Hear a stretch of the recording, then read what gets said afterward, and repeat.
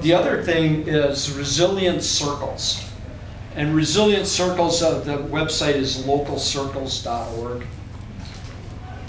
And what resilient circles is about forming groups in your neighborhood or other social networks and they have a 7-week series.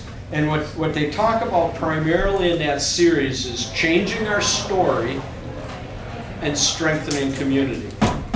And if you understand, we really need to change our story. That's the first thing we need to do. You know, we all live in our stories. And we struggle living in reality. Whenever you react to somebody, there's a story that's going on in the back of your mind. And you're reacting to that story, really, more than the other person.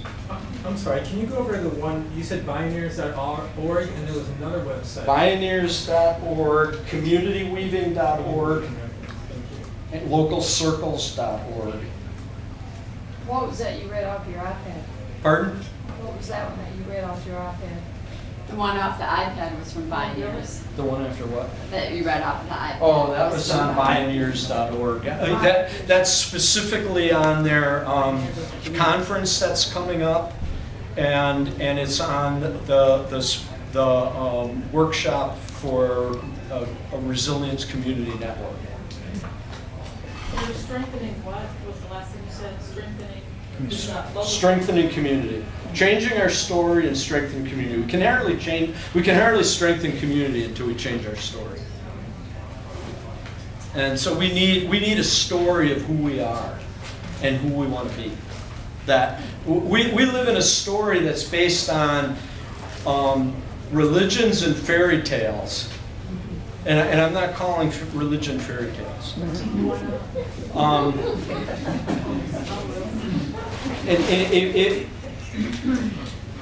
But we live in a culture that's been so steeped in a victim mentality based on the stories we've been told through history. And we really need to change our story. So I just want to add to that because I don't know if you heard Neil Donald Walsh lately. Like for the last year, that's kind of what he's been saying. He's been encouraging people to have little salons at their home, little dinner parties and whatnot, and he's got lists. I think it's on his website of questions Really? to like change our story. Great. And that's exactly what he's like. You know, we all seem to want the same thing. We want peace. We want prosperity. We want love. But we have, for how smart we are, we haven't been able to do it. Like, what's up with that? Oh, yeah. So his whole thing was like to get people in their communities talking and asking, well, maybe we're missing something. What are we missing that we haven't thought of before as far as... And there's a huge movement, I think, in that direction from a lot of people. And it's so great because, you know, politically we're so divided. You know why we're so divided? Because we don't really talk to each other. You know, if I talk, you know, I happen to not be real conservative. And, but I have friends that are. And if I talk to them one-on-one about the issues, we agree on a lot of stuff. But when the right and the left can demonize each other and keep each other separated, guess what? They can laugh all the way to the bank, and that's what they're going to continue to do. And it's really changing our story and starting to create, you know, I heard that there was a poll and 70% of people would go for a third party. And you know what? Only 5% will vote for one. Because we don't talk to each other. I would so go for a third party.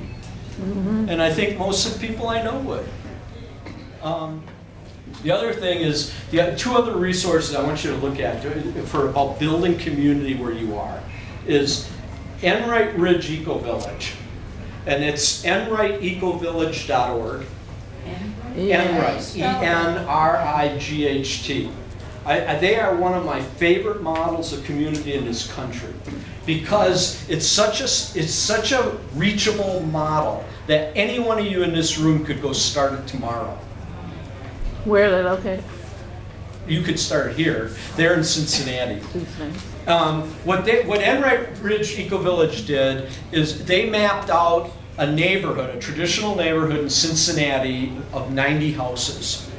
And 10 of those homes are owned by people that are members of the Eco Village. But they considered a whole area their Eco Village. There's a nature center, there's a food co-op, there's businesses they've started, they do committees about how do we look at the housing issues, how do we look at the job issues. They're taking responsibility for their neighborhood. And it is the most accessible model of community we could possibly imagine. Another one is N Street Co-housing. Letter N, nstreetcohousing.org. And N Street Co-housing, over a period of I don't know how many years, they bought every house around an entire block except one. They tore down all fences and they built a community that then reaches out into the rest of the neighborhood. And I think, that's just another step. You know, there's so many ways we could build community if we could get past fear and do it. And so,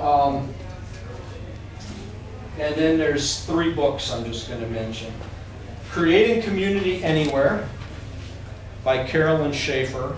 I'm not going to spell the names or anything, but just Creating Community Anywhere, if you Google it. Superbia, Superbia, 31 Ways to Create Sustainable Neighborhoods. Superbia. And the other, 31 Ways to Create Sustainable Neighborhoods. And the other is Sharing Solutions.